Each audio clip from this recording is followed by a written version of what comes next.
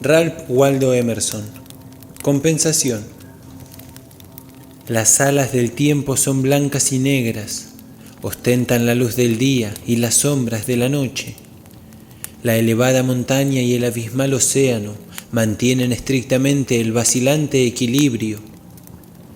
En la luna que se trueca en la espuma de las olas se enciende la porfía del menester y el tener. Dejan siempre en el espacio huella más o menos firme, la eléctrica centella y el rasguear del lápiz. La tierra solitaria entre infinitos globos que se lanzan raudos a la eternidad del éter, pero insignificante que vaga en el vacío, asteroide, satélite o chispa compensadora, también ella se arroja entre la oscuridad espectral. Al árbol humano y a las hojas de la vid, robustos y firmes, los renuevos se adhieren. La endeblez de sus anillos es sumamente engañosa, pues ni uno tan solo consigue separar la vid del tronco. Así, en la vid, niño débil, no temas nada. No existe el Dios que se atreva a hacer daño a un gusanillo. Las coronas del laurel se ciñen siempre al mérito.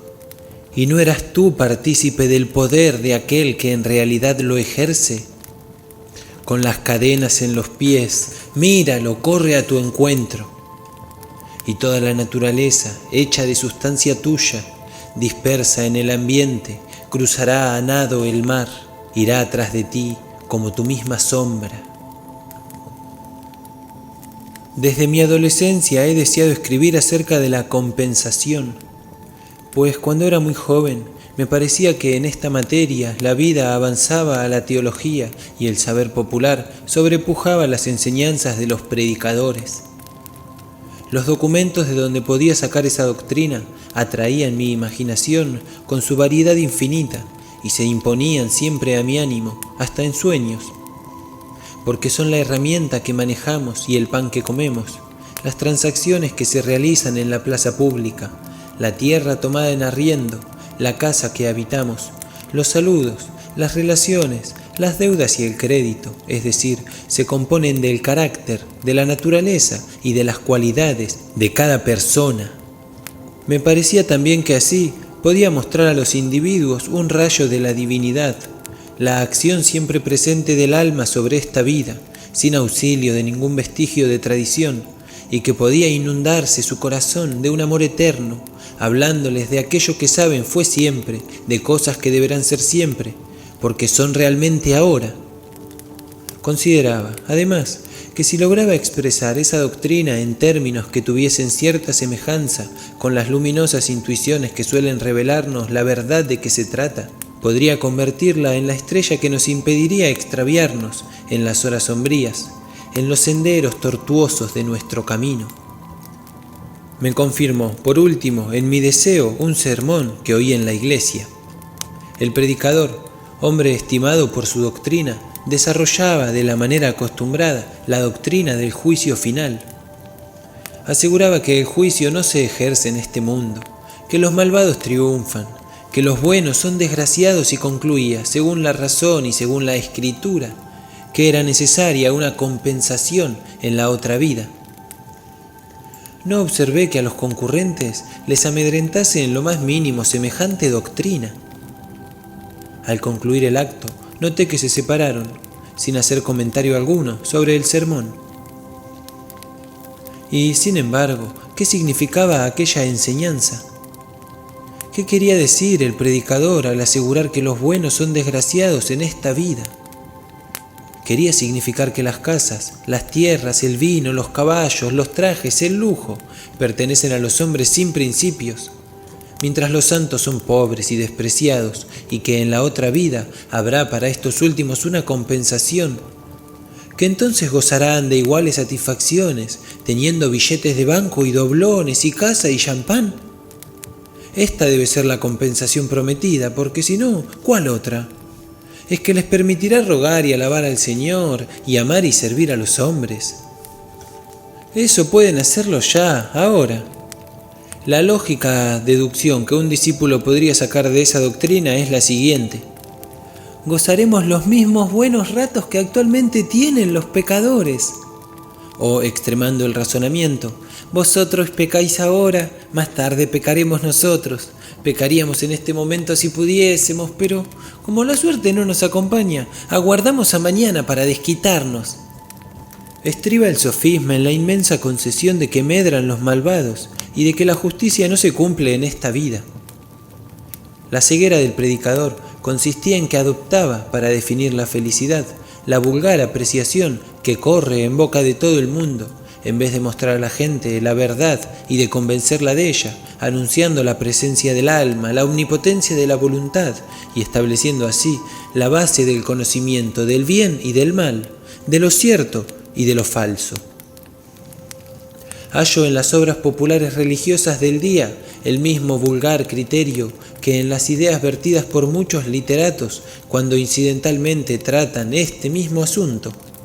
Creo que nuestra teología popular ha ganado en decorum, más no en principios, con referencia a las supersticiones que ha reemplazado. Pero los hombres valen más que semejante teología. Su vida cotidiana le da un mentiz. Toda alma cándida y anhelante se anticipa a la doctrina en el curso de su vida y todos sentimos, a menudo, muchas falsedades que no podemos demostrar. Las personas son más sabias de lo que ellos mismos creen ser. Lo que oyen decir en la universidad o en la cátedra, sin que se les ocurra examinarlo, dicho en la conversación, lo discutirían, cuando menos en su interior. Si en una sociedad compuesta de elementos algo heterogéneos, alguien dogmatiza acerca de la providencia o de sus leyes, el silencio con que se le contesta prueba bien claramente al observador el disentimiento del auditorio, además de su incapacidad para explayar aquellas ideas. En este capítulo y en el siguiente me propongo reunir algunos hechos que indiquen la senda de la ley de la compensación, y me daré por feliz si consigo trazar un pequeño arco de este círculo. Encontramos la polaridad o la acción y la reacción en todas las partículas de la naturaleza, en la oscuridad y en la luz, en el frío y en el calor, en el flujo y el reflujo de las aguas, en el macho y en la hembra, en la inspiración y expiración de las plantas y de los animales, en la ecuación de la cualidad y la cantidad de los fluidos del cuerpo animal, en la sístole y diástole del corazón, en las ondulaciones de los fluidos y del sonido, en la fuerza centrípeta y centrífuga, en la electricidad, el galvanismo y la afinidad química. Si magnetizáis positivamente el extremo de una aguja, el otro extremo quedará magnetizado negativamente. Si el sur atrae, el norte rechaza. Para vaciar aquí es preciso amontonar allá. Un inevitable dualismo divide la naturaleza en dos partes iguales, de suerte que cada cosa no es sino una mitad e implica otra cosa que la integre, como se advierte en el espíritu y la materia, el hombre y la mujer, lo par y lo impar, lo subjetivo y lo objetivo, lo interno y lo externo, lo superior y lo inferior, el movimiento y el reposo, la afirmación y la negación. A propio tiempo que el mundo es una dualidad, lo son también cada una de sus partes. El sistema entero está representado en cada partícula. Hay algo semejante al flujo y reflujo del mar, al día y a la noche, al hombre y a la mujer, en una ramilla de pino, en un grano de trigo, en cada individuo de cualquier especie sensible. La reacción, tan grande en los elementos, se repite en esos estrechos límites. Por ejemplo, los fisiólogos han observado que no existen en el reino animal criaturas favorecidas, sino que una cierta compensación equilibra siempre las cualidades y los defectos. Un exceso de un lado lo compensa una pérdida en otro. Si la cabeza o el cuello se alargan, el tronco y las extremidades se acortan. La teoría de las fuerzas mecánicas es otro ejemplo de esto. Lo que se gana en fuerza se pierde en tiempo y al contrario. Los errores periódicos y compensantes de los planetas son, además, otro ejemplo. La influencia del suelo y del clima en la historia política nos ofrece otro. El clima frío fortifica. El suelo árido no engendra fiebres, cocodrilos, tigres ni escorpiones. El mismo dualismo existe en la naturaleza y en la condición del hombre. Cada excedente causa un defecto, cada defecto un exceso. Toda dulzura tiene su amargor, todo mal su bien. A cada facultad que nos causa placer va unida una pena inherente al abuso que de él se hace. Su moderación responde de su existencia. Por cada grano de ingenio hay uno de locura. Por todo lo que se pierde se encuentra alguna otra cosa, y por todo lo que se gana algo a sí mismo se pierde. Si las riquezas aumentan, el número de los que las usan crece también. Si alguno acopia demasiado, la naturaleza recupera lo que el hombre ha cerrado en su cofre. La fortuna crece como la espuma, pero mata a su propietario. La naturaleza aborrece los monopolios y las excepciones. Las olas del mar no buscan más su nivel en medio de su mayor agitación que las varias condiciones humanas tienden a igualarse. Hay siempre una circunstancia niveladora que torna a la realidad al orgulloso, al afortunado, al soberbio, al rico, y lo pone al mismo pie de igualdad que los demás. Hay un hombre demasiado hosco y adusto para alternar en sociedad, un mal ciudadano por su temperamento y posición, un zafío con ribetes de misántropo. La naturaleza le envía un enjambre de niños y niñas que enseña a andar a la maestra de párvulos del lugar, y por amor hacia ellos y temeroso de desagradarles, su expresión brusca y ceñuda se cambia en cortesía. Así la naturaleza sabe ablandar el granito y el feldespato, echa afuera al berraco y lo sustituye con el cordero y mantiene la balanza en el fiel. Se imagina el labriego que el poder y la dignidad son cosas bellas y envidiables, pero el presidente, no obstante, paga cara su Casa Blanca. De ordinario le cuesta tranquilidad y lo mejor de sus atributos. Para mostrarse por breve lapso de tiempo a los ojos de la muchedumbre en lugar tan ostensible, ha de resignarse a besar el suelo ante los señores verdaderos que se yerguen atrás de su elevado sitial. ¿Desean los hombres la grandeza más real y más perdurable del genio? No hallarán en ella la inmunidad, aquella que, por la fuerza de su mente o de su voluntad, llega a ser grande y a dominar a millares de hombres, tiene la responsabilidad de su preeminente posición. Cada nueva luz representa un nuevo peligro. Posee la verdad, debe dar testimonio de ella y ha de agotar esa simpatía que le proporciona tan vivas satisfacciones, para ser fiel a las nuevas revelaciones del alma que no descansa. Ha de aborrecer a su padre y a su madre, a su esposa y a sus hijos. Posee todo lo que admira, adivina y envidia el mundo. Debe arrojar de sí esa admiración y desconcertar a las gentes con su fidelidad a la virtud. Ha de convertirse en irrisión de todos, en objeto de general desprecio. Esta ley dicta los códigos de las ciudades y de las naciones. Es vano conspirar contra ella, obrar a pesar suyo. Las cosas no se prestan a ser mal dirigidas durante largo tiempo. Res nolunt di male administrari. Aunque no se advierta ningún freno para un nuevo peligro, la represión existe y a la postre se la verá. Si el gobierno es cruel, la existencia del gobernante no está segura. Si establecéis impuestos muy crecidos, la renta producirá menos por otro lado. Si dictáis leyes penales sanguinarias, los jurados no condenarán. Si la ley peca de demasiado suave, despertará la venganza privada. Si erigís el temor en sistema, la presión es resistida por un aumento de energía en los ciudadanos y la vida arderá con más viva llama. Diríase que la vida y la dicha reales del hombre parecen excluir los extremos de felicidad o de miseria, y parecen susceptibles de establecerse con la mayor indiferencia sobre las circunstancias más distintas. En cualquier forma de gobierno, la influencia del carácter es la misma. Es próximamente igual en Turquía y en Nueva Inglaterra. La historia se ve obligada a confesar que el hombre debió ser, en tiempo de los antiguos déspotas de Egipto, tan libre como sus conocimientos se lo permitían. Estas apariencias atestiguan el hecho de que el universo está representado en cada una de sus partes. Cada cosa en la naturaleza contiene todas las energías de ella. Todo está constituido por una sola materia desconocida. Así, el naturalista ve un tipo único a través de todas las metamorfosis y contempla, en el caballo, al humano que corre, en el pez, al humano que nada, en el ave al humano que vuela, en el árbol al humano dotado de raíces. Cada nueva forma reproduce no solo el principal carácter del tipo, sino, uno por uno, todos los detalles, las tendencias, progresos, obstáculos, energías y el sistema entero de los demás seres. Cada ocupación, comercio, arte, negocio es un compendio del mundo y todas son correlativas entre sí. Cada individuo es un emblema completo de la vida humana, de sus bienes y de sus males, de sus pruebas, de sus enemigos, de su carrera, de su fin. Todos deben representar de algún modo al humano entero y reproducir todo su destino. En una gota de rocío se condensa el mundo.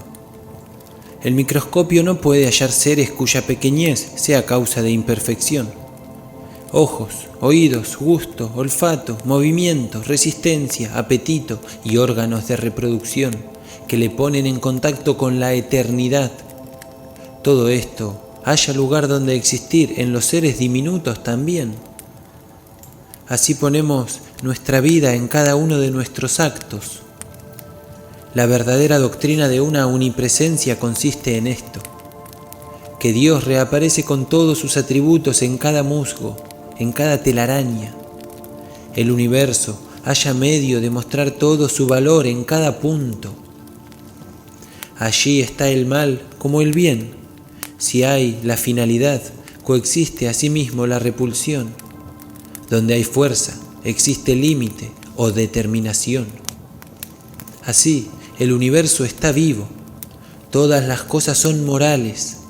El alma, que en nosotros es un sentimiento, fuera de nosotros es una ley. Adivinamos su inspiración. Más allá, en la historia, vemos su fuerza fatal. Está el mundo, y el mundo ha sido creado para ella. La justicia no sufre ser pospuesta. Una equidad perfecta mantiene en equilibrio todas las partes de la vida. Los dados de Dios están siempre cargados. El mundo se asemeja a una tabla de multiplicar, o bien a una ecuación matemática que, transformada como queráis, se resuelve siempre en una igualdad. Tomad cualquier cifra, su valor exacto, ni más ni menos, se repetirá constantemente. Todo secreto se divulga, todo crimen se castiga, toda virtud recibe su recompensa, todo mal queda reparado en silencio, pero indefectiblemente. Lo que denominamos retribución no es sino la necesidad universal que fuerza al todo a comparecer allí donde se muestra una parte. Si veis humo, allí hay fuego. Si veis un miembro, una mano, sabéis que el cuerpo a que pertenece está detrás. Todo acto tiene su recompensa en sí, o mejor dicho, se integra en dos maneras. Primero, en la cosa misma, en la naturaleza real. Después, en la circunstancia o naturaleza aparente. Los seres humanos llaman a esta circunstancia retribución. La retribución en la circunstancia es comprendida por la inteligencia. Es inseparable de la cosa, pero a menudo se extiende a un largo periodo de tiempo y no llega por esto a distinguirse hasta transcurridos muchos años. Las señales características de un latigazo pueden tardar en presentarse, mas le siguen porque le acompañan. El crimen y el castigo se desarrollan en el mismo tallo. El castigo es el fruto insospechado del crimen, que madura, oculto, en la flor del placer. No se puede separar la causa del efecto, los medios del fin, la semilla del fruto, porque el efecto germina en la causa, el fin preexiste en los medios, el fruto está contenido en la semilla. Mientras que el mundo se afianza en su integridad y se niega a ser dividido, nosotros procuramos obrar parcialmente, cortar, acomodar. Así, por ejemplo, para dar gusto a los sentidos, separamos el placer de los sentidos de las necesidades del carácter. Los hombres han aplicado siempre su ingenio a resolver este problema. ¿Cómo aislar la dulzura, la fuerza, la belleza de lo sensible, de la dulzura, la fuerza y la belleza de lo moral?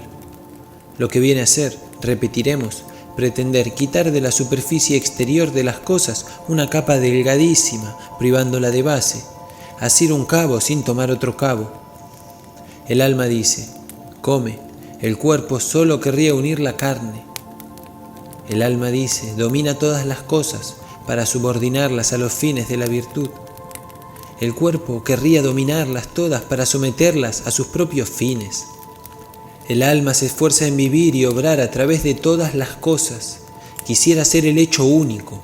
Todo lo demás, poder, placeres, saber, belleza, le sería dado de añadidura. El simple particular aspira a hacer algo, a alzarse sobre sí mismo, a traficar y regatear por su bien privado, a ir a caballo por ir a caballo, a vestir bien por vestirse, a comer por comer y a gobernar por exhibirse. Los hombres pretenden ser grandes, persiguen los cargos, el poder, la posesión de riquezas, la gloria. Imaginan que ser grande es entrar en posesión de la naturaleza por un lado, el bueno, prescindiendo del otro, el doloroso. Semejante manera de mutilar y tajar está contrarrestada por los hechos. Hasta hoy, fuerza es confesarlo, ningún proyectista ha conseguido el más liviano éxito. Las aguas separadas se reúnen detrás de nuestra mano, así que nos proponemos desligarlas de una cosa entera. No hay ya placer en las cosas agradables, no hay beneficio en las cosas provechosas, no hay potencia en las fuertes. Del mismo modo que no podemos dividir en dos las cosas, ni tener el recreo sensual único de una cosa, tampoco podemos tener lo interior o la luz sin sombra. Echad lo natural y volverá al galope.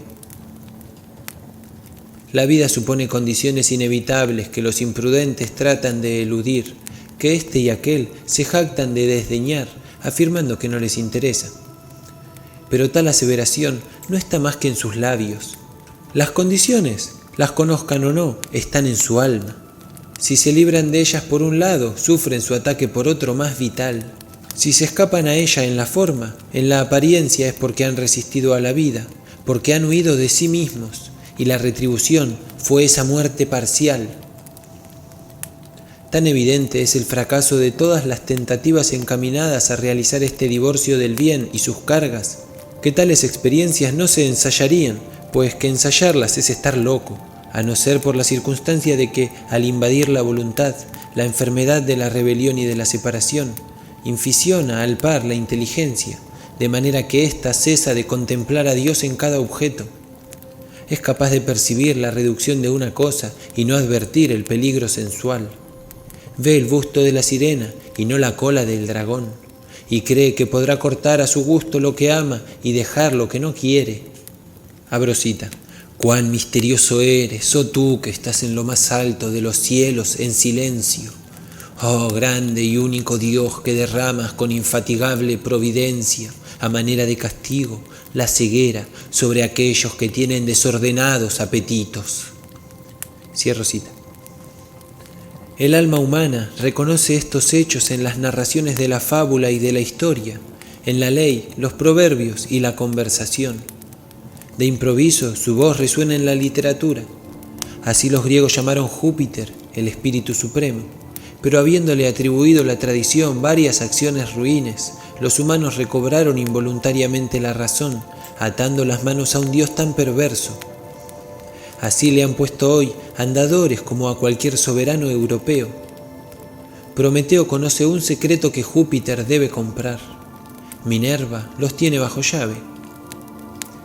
De todos los dioses, únicamente yo conozco las llaves que abren las sólidas puertas de las bóvedas donde duerme su rayo. Hizo esta confesión clara de la presencia y de la penetración universal del todo y de su fin moral. La mitología india viene a parar a la misma conclusión ética, y parece imposible que se haya inventado y conseguido que circule una fábula que no sea moral.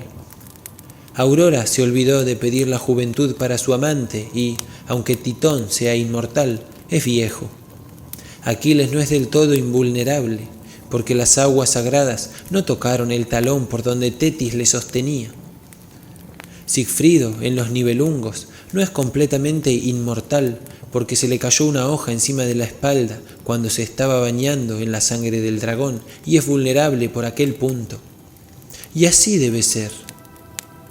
Existe una grieta en todas las cosas que Dios ha hecho. Diríase que esta vindicativa circunstancia, deslizándose de repente sin que nos percatemos de ello, hasta en la poesía salvaje, donde la fantasía humana ha intentado libertarse de las antiguas leyes y sacudir su yugo, es el reverso.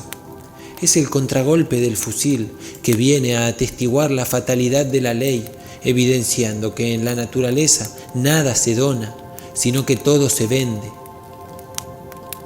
Esta es la antigua doctrina de Némesis, que vela el universo y no consiente que quede impune falta alguna. Las furias, se decía, están encargadas de las obras de la justicia, y si el sol en el cielo hubiese torcido su curso, ellas le infligirían el correspondiente castigo. Los poetas referían que las murallas de piedra, las espadas de acero y las correhuelas de cuero tenían oscura simpatía por los perversos sentimientos de sus dueños. El cinturón que Áyax regaló a Héctor arrastró al héroe troyano atado a las ruedas del carro de Aquiles, y que Áyax se atravesó con la espada que le regalara Héctor. Dijeron también que cuando los tagios erigieron una estatua de Teagenes, su rival en los Juegos Olímpicos, probó durante la noche derribarla, y cuando la estatua se desprendió de su pedestal, cayó sobre aquel y lo aplastó. Hay algo de divino en esta voz de la fábula. Proviene de un pensamiento superior que dominaba la voluntad del escritor. Lo mejor en las obras de cada autor es lo impersonal que hay en ellas, lo que produce inconscientemente, lo que surge de su constitución y no de su invención harto activa, lo que no es fácil de encontrar estudiando a un solo artista, pero que abstraeríais en una reunión de artistas como el espíritu de todos. No es Fidias lo que yo querría reconocer, sino la obra del hombre en aquel primer período del mundo griego. El nombre y las circunstancias personales de Fidias, si bien son útiles para la historia, nos estorban al remontarnos en un examen más elevado. Debemos tratar de comprender a qué tendía el hombre de determinada época y lo que le impidió llevar a cabo por causas de Fidias.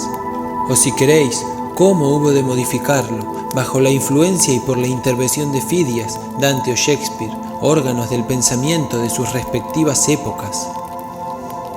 Aún es más sorprendente la expresión de este hecho en los proverbios de todas las naciones, que son siempre la literatura de la razón o el enunciado de una verdad absoluta, sin calificación.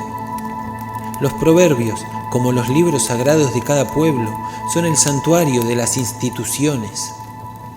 Lo que el mundo perezoso, encadenado a las apariencias, no permitirá decir al realista con sus propias palabras, se lo tolerará sin contradecirle en los proverbios. Y esta ley de las leyes, que niega el púlpito, el senado y la universidad, se predica a todas horas en los mercados, en todos los talleres por multitud de adagios cuya enseñanza es tan real y universal como las bandadas de pájaros y las moscas. Todas las cosas son dobles, tienen su anverso y su reverso. Donde las dan las toman, ojo por ojo, diente por diente, sangre por sangre, medida por medida, amor por amor. Dad y se os dará, te pagarán con la misma moneda. ¿Qué queréis?, dice Dios, pagad y tomadlo. Quien no se aventure nos pasa la mar. Te pagarán por lo que habrás hecho, ni más ni menos. El que no trabaja no debe comer. Las maldiciones caen sobre los que las prefieren. Si echáis una cadena al cuello de un esclavo, el otro extremo de ella se enrolla alrededor de vuestro propio cuello. Los malos consejos confunden al consejero. El diablo es un asno. Se escribe así, porque así acontece la vida.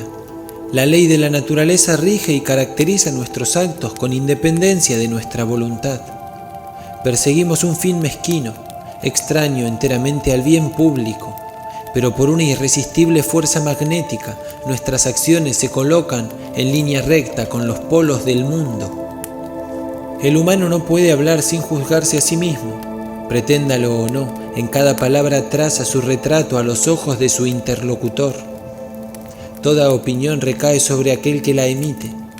Es como la esferilla que se dirige a la punta del boliche, pero reteniendo en la mano el cordón que la sujeta, o mejor dicho, es como el arpón lanzado a una ballena que se desenrolla en el barco, un lío de cuerdas, la cual, si el arpón no es bueno o no fue arrojado convenientemente, acaso arrastre al timonel o hunda el navío entero. No podéis hacer el mal sin padecerlo. Dice Burke, ningún hombre tuvo jamás una puntita de orgullo que no fuese para él causa de menoscabo. Entre la gente elegante, el exclusivista no advierte que se excluye a sí mismo del goce al pretender monopolizarlo. En religión, el que cierra la puerta del cielo a los demás, no ve que se le cierran para sí mismo también. Tratad a los hombres como si fuesen peones de ajedrez o bolos con que se juega, y sufriréis tanto como ellos. Si pretendéis ignorar su razón, perderéis el vuestro. Los sentidos querrían ver cosas en todas las personas, en las mujeres, en los niños y en los pobres.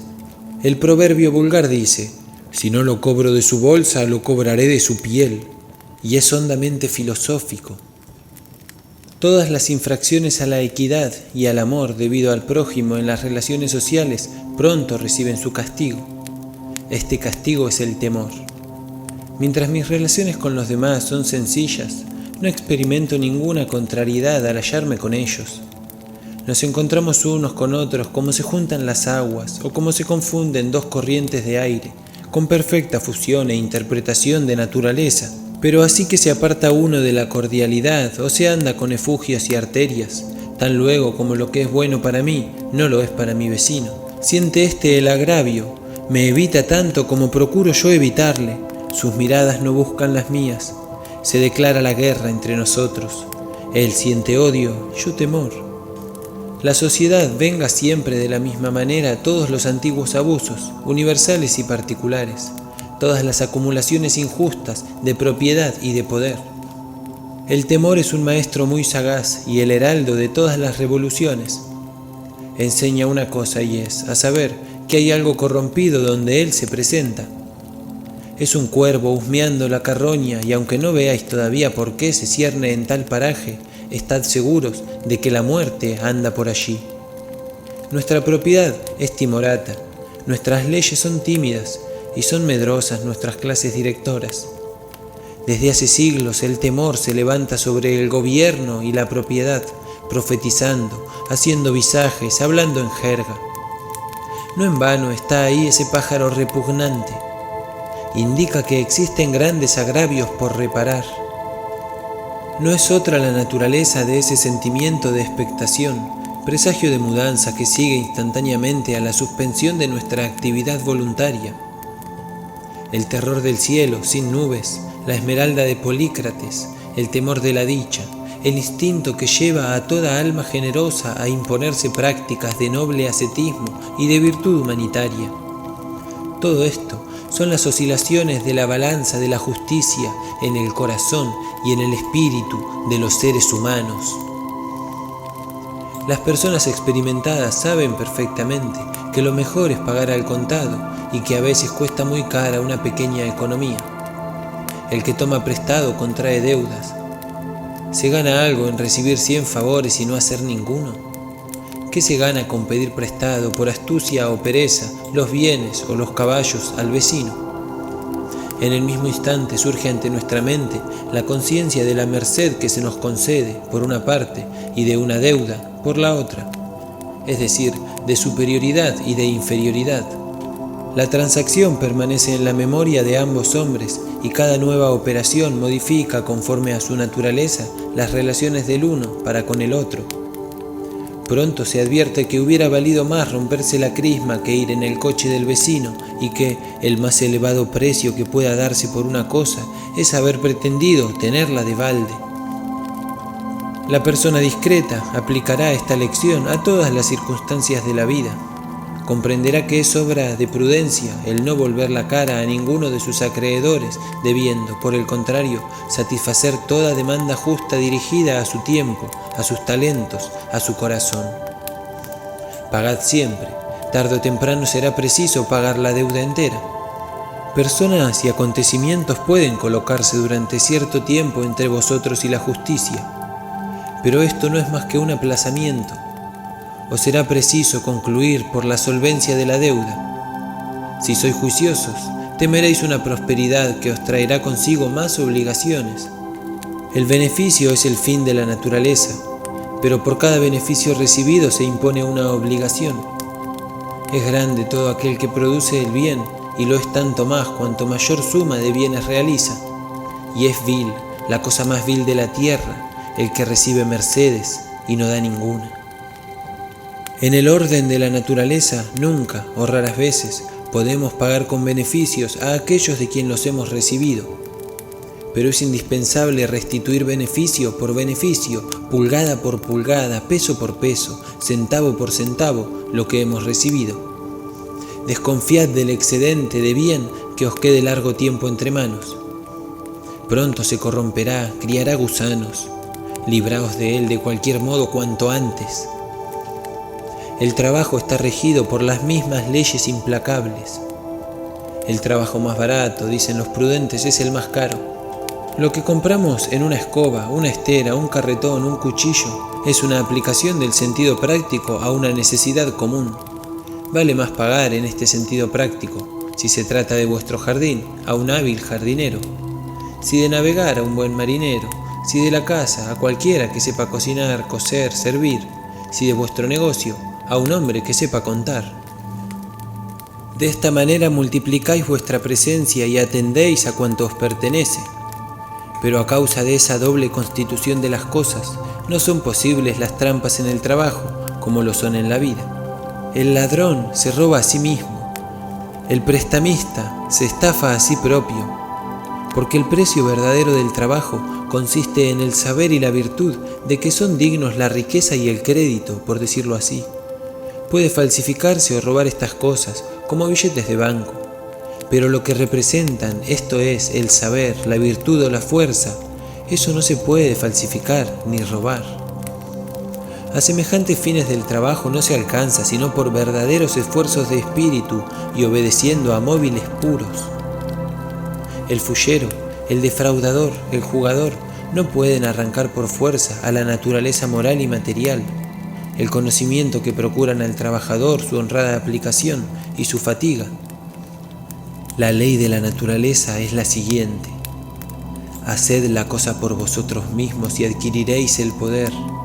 Pero los que no hacen la cosa no obtienen el poder que aquella encierra. El trabajo humano en todas sus formas, desde el consistente en aguzar una estaca hasta el de construir una ciudad o componer un poema épico, no es más que un inmenso ejemplo de la perfecta compensación que reina en el universo.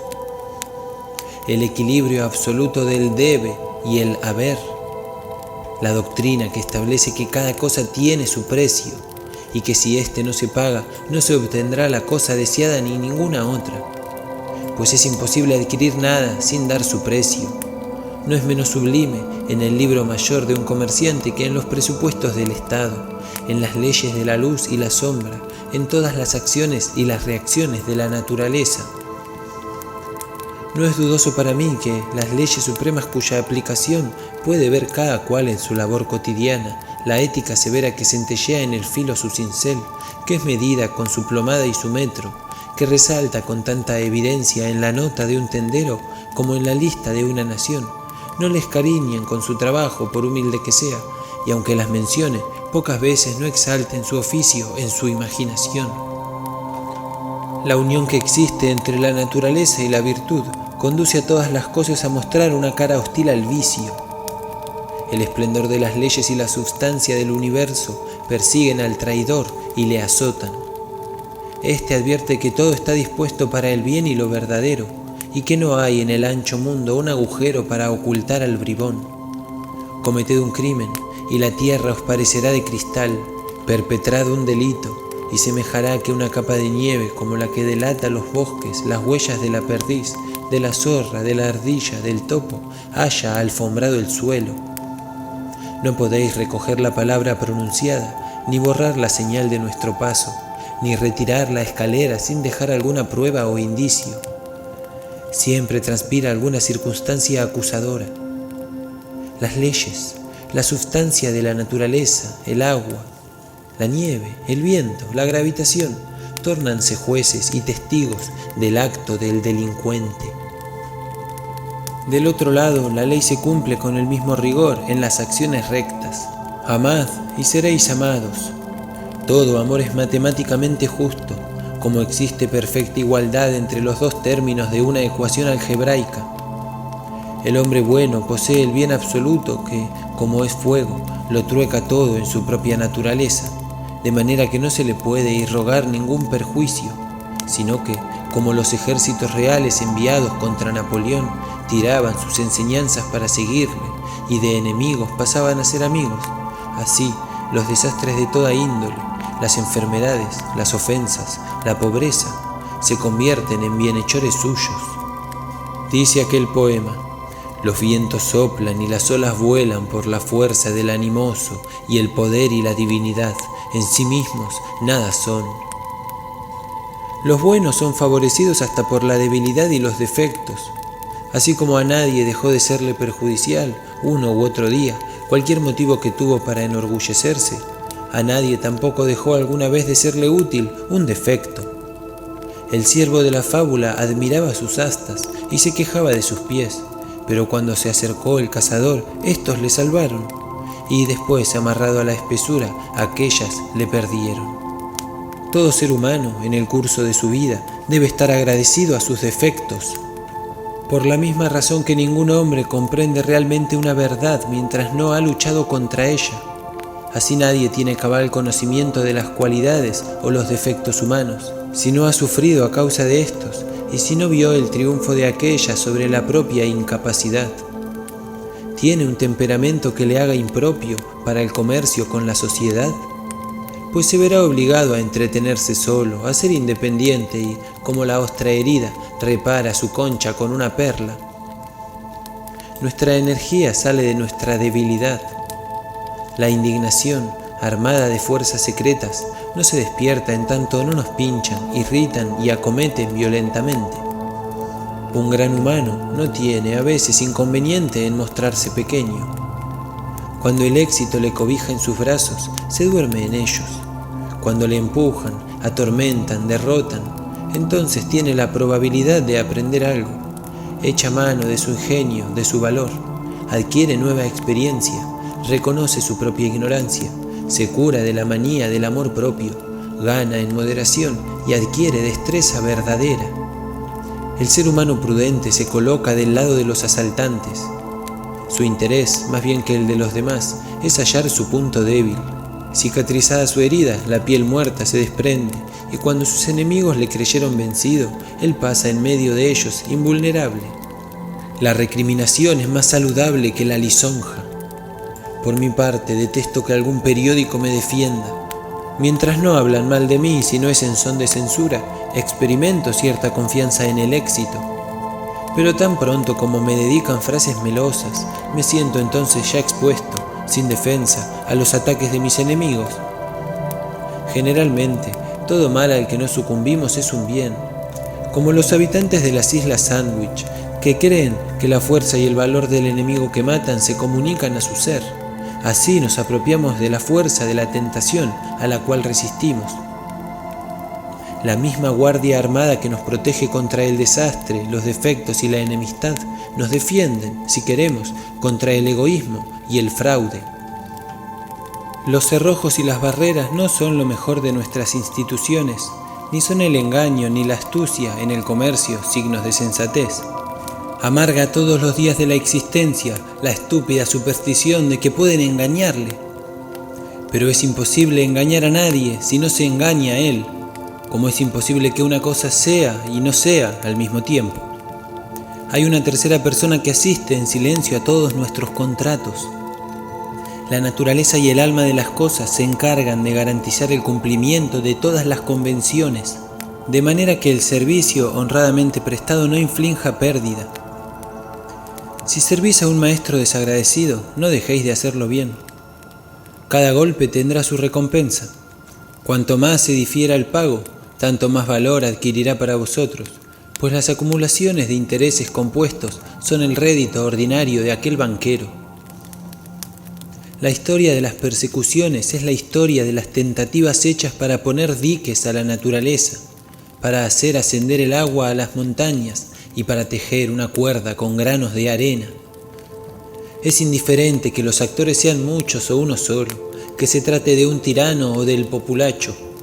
Una muchedumbre desenfrenada es una reunión de cuerpos que voluntariamente se privan de la razón, que se ponen en lucha con su obra. Es el hombre que desciende por su voluntad al nivel de la bestia. Su hora propia de actividad es la noche. Sus acciones son insensatas, como toda su constitución. Persigue un principio y querría atropellar un derecho, y embrear y emplumar la justicia, derramando el fuego y ultraje sobre las personas y los bienes de aquellos que profesan el principio o tienen el derecho. Su pretensión es análoga a la locura de los muchachos que corren con las bombas de incendio para apagar la roja aurora, anegando las estrellas. El espíritu inviolable vuelve contra los malhechores todo el rencor de que están poseídos. El mártir no puede ser deshonrado. Cada herida que recibe es un clamor de gloria, cada prisión una morada ilustre. Cualquier libro o casa que se quema alumbra al mundo. Toda palabra reprimida o borrada se repite de uno a otro extremo de la tierra. Llegan las muchedumbres como para los individuos horas de juicio en que, imperando el buen sentido, la verdad queda reconocida y justificados los mártires. Así, toda cosa preconiza la indiferencia de las circunstancias. El humano es todo, y toda cosa tiene dos caras, la buena y la mala. Cada ventaja tiene su precio, aprendo a contentarme. Pero la doctrina de la compensación no es la doctrina de la indiferencia. Muchos atolondrados dirán, leyendo estas reflexiones, ¿para qué sirve hacer el bien? Todo redunda en lo mismo. Si algo gano es preciso que lo pague. Si pierdo vuelvo a encontrar otra cosa. Todas las acciones son indiferentes en sí mismas. Pero hay en el alma un hecho más profundo que la compensación. Y este hecho es su propia naturaleza. El alma es, bajo todo este mar agitado de las circunstancias, cuya marea sube y baja, con perfecto equilibrio, se encuentra el abismo originario del ser real. La esencia o Dios no es una relación o una parte, sino el todo. El ser es la vasta afirmación que excluye la negación, que halla su equilibrio en sí mismo y absorbe en sí todas las relaciones, partes y tiempos. La naturaleza, la verdad, la virtud emanan de él. El vicio es la ausencia o el defecto del ser. La nada, lo falso, puede representar la gran sombra, la noche, sobre cuyo fondo el universo vivo se dibuja. Pero solo puede engendrar, no puede obrar, porque no es. No puede producir ningún bien, ni daño alguno. Es un mal en el sentido de que vale más ser que no ser. Nos enfada ver la mala acción impune, porque contemplamos al criminal encenagarse más y más en el vicio y contumacia, sin llegar a una crisis o a un juicio en parte alguna de la naturaleza visible. No es confutada entre rayos y truenos su locura ante los hombres y los ángeles reunidos. ¿Ha conculcado por esto la ley? No. En la misma proporción que lleve la malicia y la mentira consigo, muere para la naturaleza. Un día se presentará clara a su entendimiento una demostración del perjuicio que se causó a sí mismo y, aunque no lo veamos, esa implacable deducción de vida, esa muerte parcial, restablece la balanza de la eterna cuenta. Por otra parte, tampoco puede decirse que el provecho de la rectitud deba equilibrarse por una pérdida. No hay pena para la virtud, no la hay para la sabiduría. Una y otra son, hablando con propiedad, adiciones del ser. Por una acción virtuosa afirmo mi existencia, soy, añado a la creación, edifico en desiertos conquistados a la nada y al caos, mientras las sombras retroceden a mi vista en los confines del horizonte. No puede haber exceso en el amor, no lo hay en el conocimiento ni en la belleza, cuando estos atributos se consideran en su más puro sentido. El alma se niega a que se la limite y afirma siempre el optimismo por encima de todos los pesimismos. Su vida es progreso y no estacionamiento. Su instinto es la confianza. Al aplicar al hombre las palabras más y menos, expresamos instintivamente la presencia del alma y no su ausencia. El animoso es más humano que el tímido, el sincero, el caritativo, el juicioso son más humanos y no menos que el insensato y el malvado. La virtud no tiene precio, porque es la emanación de Dios mismo o de la existencia absoluta, donde no hay nada relativo. Los bienes materiales tienen su tasa, y si la casualidad me los depara sin que los haya merecido, si no son el fruto de mi sudor, no echan raíces en mí, y el primer viento que sopla los arrastra. Pero todos los bienes contenidos en la naturaleza son bienes del alma, y ésta puede obtenerlos pagándolos con la moneda de la naturaleza de buena ley, es decir, trabajando en una ocupación que permita en el corazón y la cabeza. No deseo ya dar con un bien que no haya merecido. Por ejemplo, encontrar una onza de oro enterrada, pues sé que traerá consigo nuevas cargas. No quiero una superabundancia de bienes externos, propiedades, colores, poder, representación. El provecho es aparente, el gravamen es cierto. Pero el convencimiento de que existe la compensación y de que no es cosa apetecible exhumar un tesoro está exento de tributos. Todo esto me regocija y me proporciona una paz tan serena que, con ella, presiento algo de lo eterno. Reduzco los límites del mal posible. Aprendo la sabiduría de San Bernardo, que dice: nada puede causarme daño sino yo mismo. Llevo conmigo el error por mí creado y nunca padezco realmente, a no ser por mis propias faltas. La compensación para la desigualdad de condiciones radica en la naturaleza del alma. La tragedia radical de la naturaleza parece consistir en la distinción de lo más y lo menos. ¿Cómo puede lo menos no sentir pena? ¿Cómo puede no experimentar indignación o malquerencia contra lo más? Mirando a aquellos que están peor dotados, se siente uno molesto y no sabe cómo proceder. Se evita mirarlas, temen reprocharle a Dios por su propia desvalía. ¿Qué podrían hacer ellos?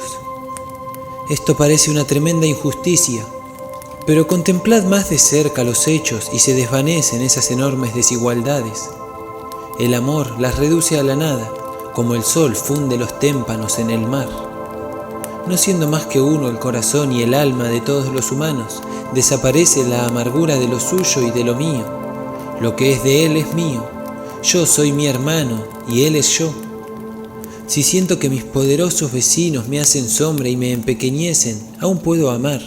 Todavía puedo continuar recibiendo, y el que ama se apropia la grandeza amada. Así descubro que mi hermano guarda lo que yo poseo y que le animan amorosas intenciones para conmigo y que la fortuna que tanto admiraba y envidiaba me pertenece. Está en la naturaleza del alma hacer suyas todas las cosas. Jesús y Shakespeare son fragmentos del alma y por el amor me los incorporo y me los apropio.